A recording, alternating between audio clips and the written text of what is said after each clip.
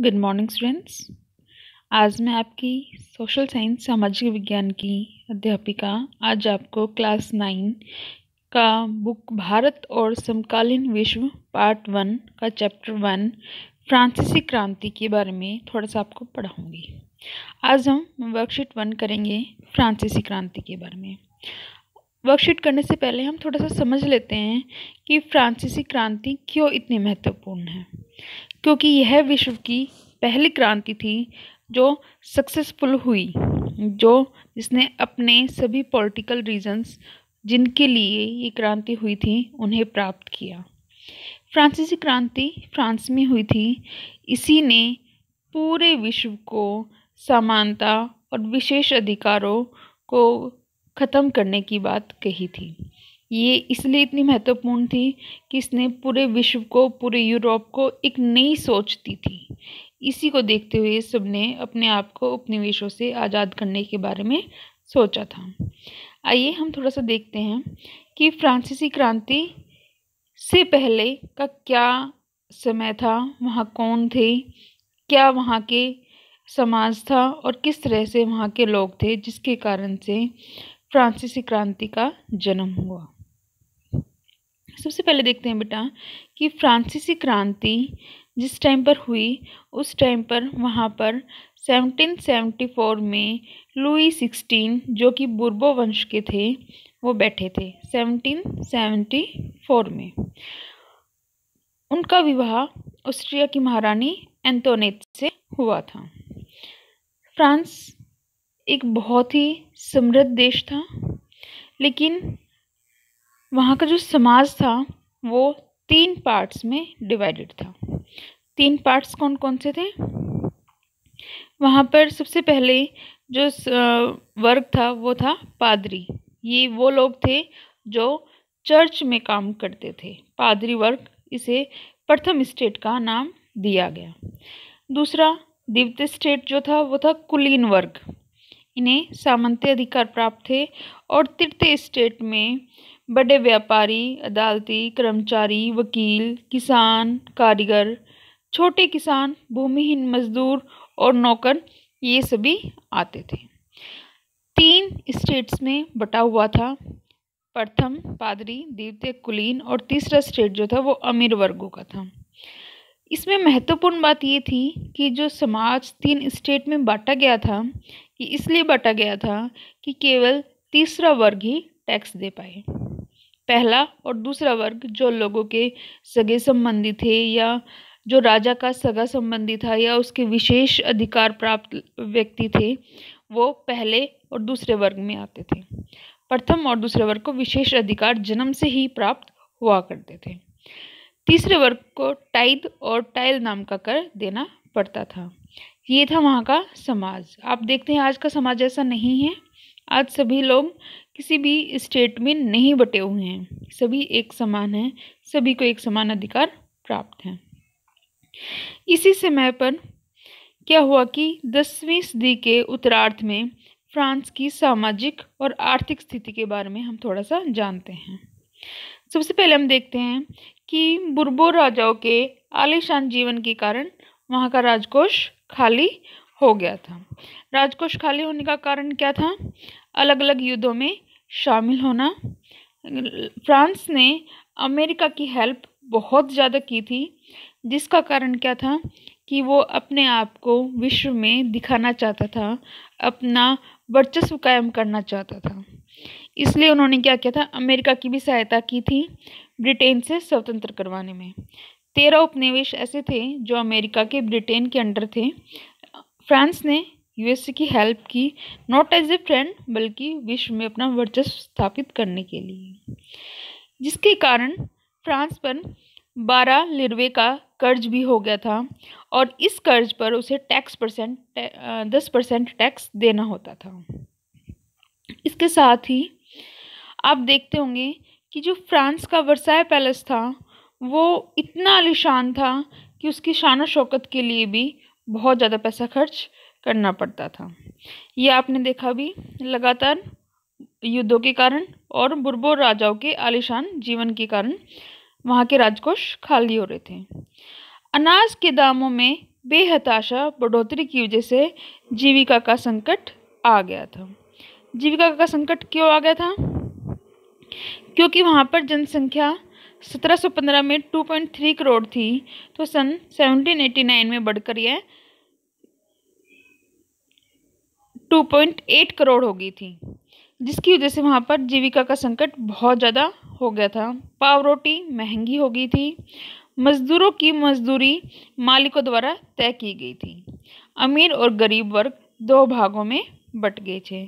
जो तीसरा वर्ग था बेटा, इसी को सभी का काम करना पड़ता था। यही छोटे किसान थे, चाहे बड़े प्रथम और द्वितीय स्टेट के व्यक्तियों को कोई भी कार्य करना होता, सड़कें बनाने से लेकर इन लोगों के घरों तक का सभी कार्य इन्हें करना पड़ता था, और ये मजदूरी भी अपने हिसाब से तय करते थे। उसके साथ ही पूरी आबादी का 90% किसान थे, लेकिन 60% जमीन पर कुलीन, चर्च, स्टेट के अमीरों का अधिकार था। अब मैं इसे आपको थोड़ा सा समझाने की कोशिश करूंगी कि ये है पूरा, मतलब मैं पूरा पार्ट है मन से, ठीक है। ये पूरी जमीन है, इसका 60% पार्ट जो है वो चर्च के पास है, ठीक है, और 40% पार्ट जो है वो दूसरे लोगों के पास है, मीन्स किसानों के पास है। किसान हैं, छोटे लेबर वगैरह हैं, या फिर कोई दूसरा व्यक्ति है जो छोटा व्यापारी है, उसके पास है। ये तो थी जमीन बेटा, ठीक है। लेकिन अगर हम जनसंख्या की बात करें तो जनसंख्या क्या थी? 90% जनसंख्या किसानों की थी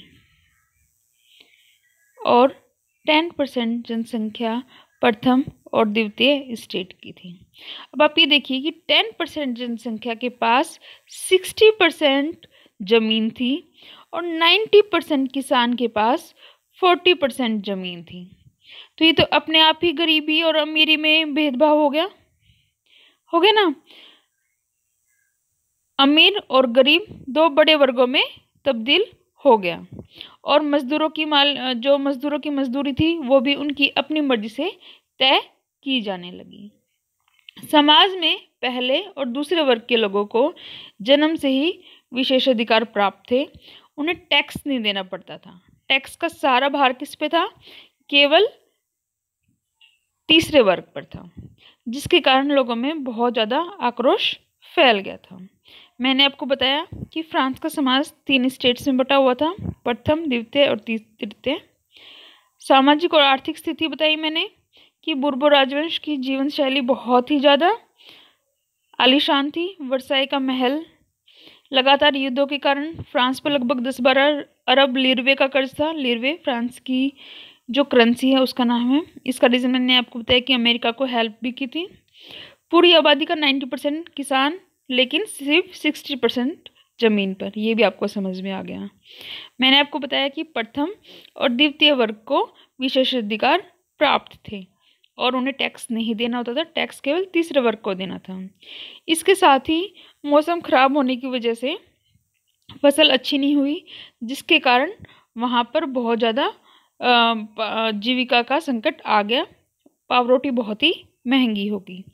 इसके साथ ही वहाँ पर जो तीसरा वर्ग था उसे ही प्रथम और द्वितीय वर्ग की सेवा करनी पड़ती थी, लेकिन उसकी मजदूरी भी केवल प्रथम और द्वितीय वर्ग अपनी मर्जी से तय करते थे। अब हम इसके क्वेश्चन की तरफ देखते हैं बेटा।